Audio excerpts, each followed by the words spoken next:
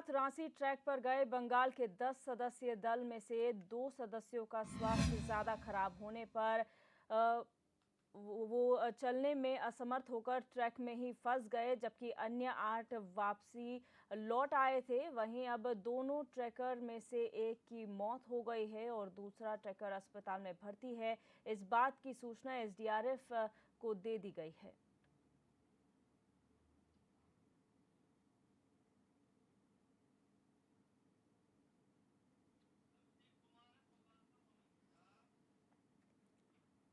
और हमारे संवाददाता अभिषेक कुमार हमारे साथ जुड़ चुके फोन लाइन पे। अभिषेक, क्या जानकारी आपके पास है? जिस तरीके से केदारनाथ रांची ट्रैक पर भी 2 लोग फंसे थे जो ट्रैकिंग के लिए गए थे, उनमें से एक की मौत हो गई है, दूसरे को अस्पताल में भर्ती कराया गया है। बिल्कुल दिव्या, देखिए केदारनाथ रांची जो ट्रैक है उस पर पश्चिम बंगाल से करीब 10 ट्रैकर जो हैं वो ट्रैकिंग करने के लिए पहुंचे थे। और यही जब 10 सदस्य दल था, जब जब ये नीचे की तरफ वापस लौट करके आया, तो इस दल के जो है 2 सदस्य पीछे ही रह गए थे और जो 8 सदस्य हैं वो नीचे वापस आ गए थे। ये जो 2 सदस्य बताए जा रहे हैं, ये ऐसा बताया जा रहा है कि जो जब जहाँ पर ये फंसे थे, तबीयत खराब होने की वजह से ये वहां पर रुक गए थे।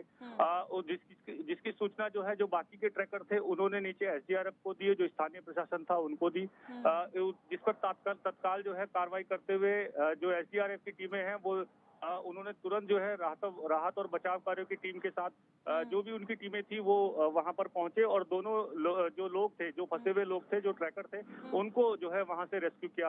लेकिन इसमें सबसे दुर्भाग्यपूर्ण बात ये रही दिव्या के जो 2 ट्रैकर थे, उन दोनों ट्रैकर में से जो एक ट्रैकर था उसको जो है बचाया नहीं जा सका। उसको जो है अपनी जान गंवानी पड़ी। ये 34 वर्षीय ये व्यक्ति है जो सगुना पश्चिम बंगाल का निवासी है।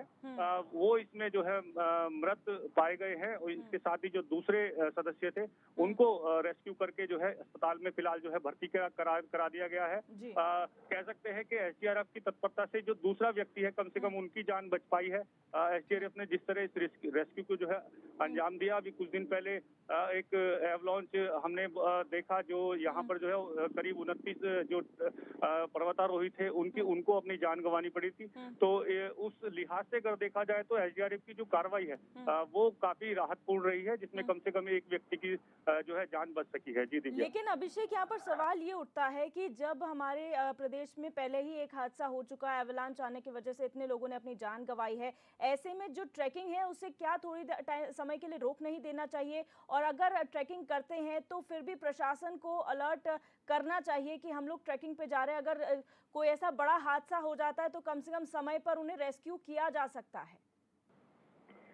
बिल्कुल दिव्या, देखिए जहां तक अगर प्रशासन की बात है तो जब ये ट्रैकर जब यहाँ पर पहुंचते हैं, जब ट्रैकिंग अपनी शुरू करते हैं, उससे ठीक पहले मौसम का जो है अपडेट इनके पास होता है। जितने दिन का भी इनका शेड्यूल होता है उन सभी दिनों का जो है इनके पास वेदर अपडेट होता है। और इसके साथ ही साथ जो इनके पास जो उपकरण होते हैं उससे जो है जो नीचे जो भी सेंटर होते हैं वहां से इनका जो कम्युनिकेशन है वो लगातार होता रहे। तो ऐसा नहीं है कि मौसम के बारे में, लेकिन कई बार एकाएक ऐसा हो जाता है कि जो मौसम है एकदम से बदलाव मौसम में आता है और जिसके कारण जो है ट्रैकर जो है ऊपर फंस जाता है। लेकिन ये जो घटना क्योंकि जो हुई है आज सुबह, दरअसल ये जब ट्रैकर नीचे आ रहे थे तो ऐसा बताया जा रहा है कि इन लोगों को सांस लेने में जो है काफी दिक्कत आई थी और जिसके कारण ये आराम करने के लिए वहां पर बैठ गए थे।